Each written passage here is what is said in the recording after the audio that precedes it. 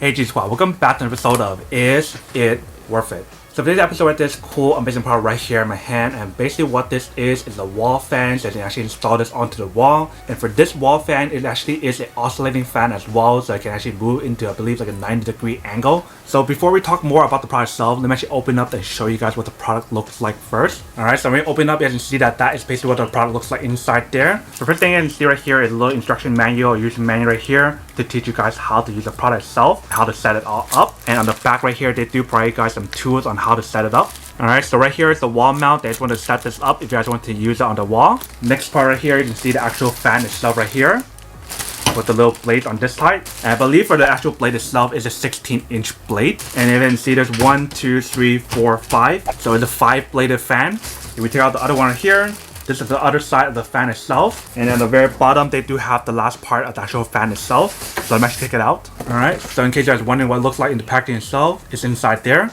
Let me take it out. So this is basically what the product looks like right here.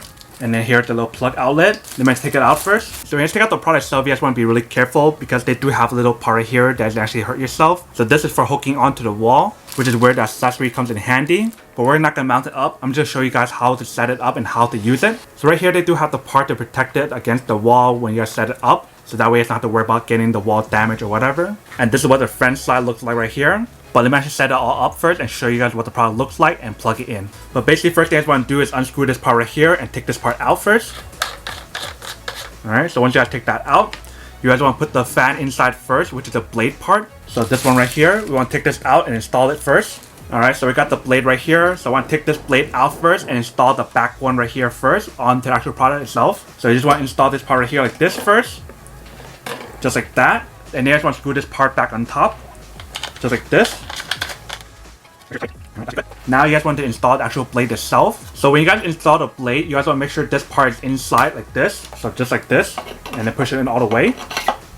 So that way the blade itself has room when it actually starts turning on. And then once you guys put on that layer right there, you guys want to install this part right here. Just screw it on. Alright, so once we set up that layer right there, you should be all done. And now you guys just have to put on the last cover on top. So the way how you guys install it, if you guys look at the side right here, they have the little clip part. They just want to clip that onto the actual product itself.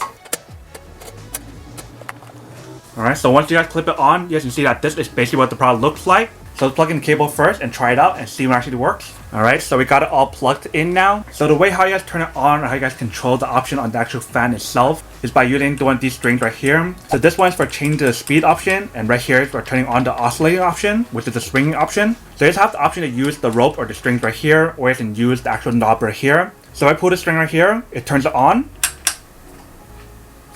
So this is on the low mode, and you can see how it's turning already. So I pull the other string right here, it turns it off, and it won't move the oscillating or the swinging option right here. But once I pull it again, it turns it back on. So this is the low mode. If I turn it on to the next one, this is medium.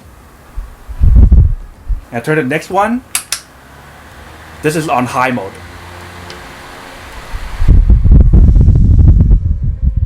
If I turn it one more time, it turns off. So the product itself, it definitely does work and it is super strong. Obviously, if you guys turn on the highest one, that is the strongest option. And obviously for this fan, if you guys want to, you can even tilt it as well. So it's like this. That's the lowest. And this is the highest.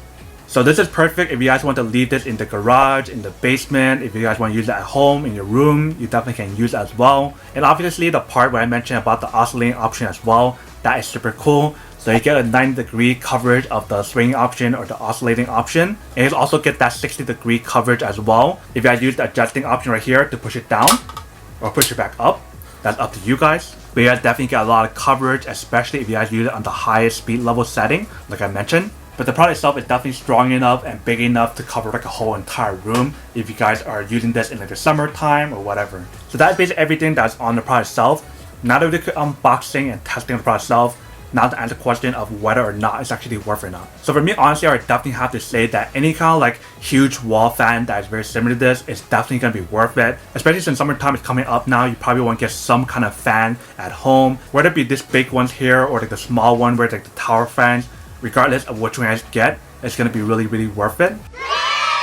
But then obviously for those of you guys who don't want or don't need one or have just one of these, then obviously don't buy one and save the money for something else that you do need. So that's basically everything for the unboxing and testing the product itself. I hope you guys enjoyed this video. If you guys did, then make sure to subscribe, like, and comment down below. And if you guys like this video, make sure to click on that like button in the bottom. That will definitely help this video out. But as always, make sure to stay positive, be you, and I'll see you guys in the next episode of Is It Worth It?